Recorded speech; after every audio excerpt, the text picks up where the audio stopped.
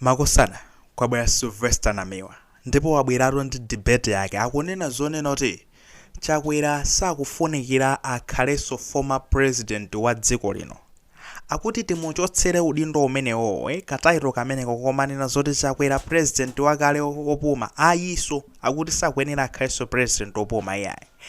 Nde akupeka zifukwa zake tifotokoza bwino koma zomwe yayankhula zokhazi ndi zonoti no zakandano magaya kwa MCP sanasangale nazo ngati Ken Nsonda mpaka wabwera kuzayankhapo kuti sidedi ndi Namiwa inu ayi ndeti fotokoze bwino kuti nkhani iti itsatire bwino sweti lero litu ku Blantyre chakumama wako kunapezeka zonoti no Sylvester Namiwa anatenga ndi bungwe lawo lija la sidedi ndikuitana atolankhani ndikuyamba kuyankhulana nawo kumene kuja wamba kuwerenga chikalata akuti ayi Chakwera yofunika timuchotsenso pa mpando wachanu wa former president.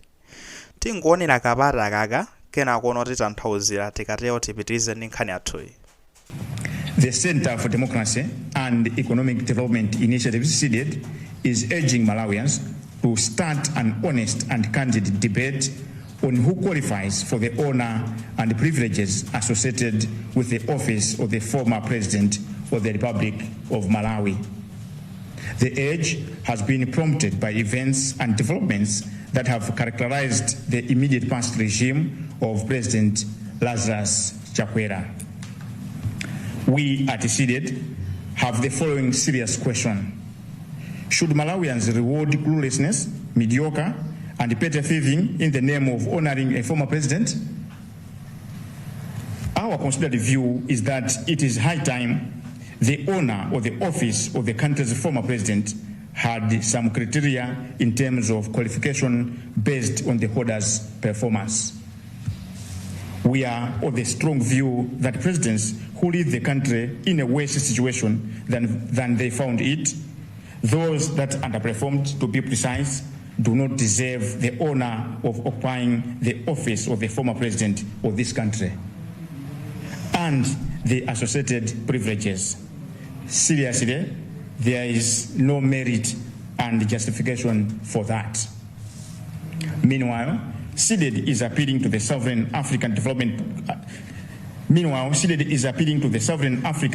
Community (SADC) and the Commonwealth former heads of states, the diplomatic community, the local and international organizations that mean well for the country to desist from hating Malawians further by engaging former President Lazarus Chakwera in any capacity of honor as the country's former president until he is cleared of any atrocities committed under his name. Chabwino mmene taonera pamenepo komanso kumvera limodzi kungokamba bwino ini samali zimene amakamba yeyu. Sylvester Namiwa amakamba zonena kuti akuti ndi nthawi yakwanano nthawi tsopano yomwe ngati Amalawi tikuyena tizikhala pasi ndikumakambirana zonena kuti pali maudindo ena aketi padzito kukhala munthu zomwenereza. Mwachitsanzo udindo onena kuti uyu ndi president wakale wa dziko lino kungotchula kuti no president wakale wa dziko la Malawi. Akuti pali ena ake ndiosayenera kuti azitchulidwanso kuti no ma president akale a dziko la Malawi. Ndakuti Chakwera mwachitsanzo amene iyo sakuyenera azitchulidwa kuti no president opuma wa dziko la Malawi chifukwa chonena kuti mulamulo wake munali zinthu zambiri zomwe no zosokonekera pokhapokha zonse zosokonekerazo zifike point onena kuti ziunikidwe kuti iyeyo sizikumukhudza. Kaya ndi zachinyengo akaziunika boma imene lipo likachita kafukufuku kuona kuti dzina la Chakwera alibe nyayonse chomudetsa kaya nkhani zoti kaya zazikuwanjeka chenjenje zonse zikumukhudza alibe mlandu wina uliwonse ndi pamene no azitchulidwa kuti no akuti president wakale wa dziko lino. Koma pakanali panopa azingotchulidwa kuti no Mr. Chakwera zenera kunena ndi zimenezo akuti tizikhala pasi tizikambirana ngati Amalawi nkuona kuti kodi no mapoints ngati amene mukwaona bwanji. Ayi Amalawi muruza maganizo anu pa zimene yakubweretsazi komano this is a huge ask I think. Ayi Amalawi inuyo ndiye muruza maganizo anu mukuona bwanji pa zimene akukamba Sylvester Namiwa. Of course amapitiriza kunena kuti akupempha bungwe ngati la SADC komanso la Commonwealth. Commonwealth ndi bungwe lija linamutuma Chakwera kupita ku Tanzania lija kuti akathandizira zokambirana za kukhazikitsa bata ku Tanzania lija, komanso ndi kuti no SADC ndi chigawo chakumwera kwa Africa yachina South Africa, Malawi, chani, Zambia, Tanzania, tonse tili mbungwe limene lolo. Akuti mabungwe amene wawa akupemphedwa tsopano ndi CDD poti akuti amayankhulira a Malawi. Akuti iwo akupempha kuonera kuti kwambira pano pita sotsogolo asapange zinthu zonena kuti apweteketse mtima Malawi. SADC ndi Commonwealth musapweteketse mtima Malawi pompatsa Chakwera ntchito zina zake zimene akuyenera zipatsidwa ndi mtsogoleri wakale wa dziko linoeka. Fa Chakwerayi panopa sakuyenera akhalenso kumatchedwa kuti mtsogoleri wakale wa dziko lino. Mongokupemphani mukuyenera zimene zizi muzipewe mupeze ena omapatsa ntchito zokoma Chakwera osampatsa ntchito ngati zimene zozo ayiso sizikumuyenera pakanali pano kufikira ano atafufuzidwa nkuona kuti no palibe chinachonse chimenecho kumukhudza pa zonse zomwe zinachitika mulamulo wake zomwe zinali zolakwika. Pamene no angathe tsopano kudzachongedwa kuti yes ameneyi nde mtsogoleri wakale wa dziko lino.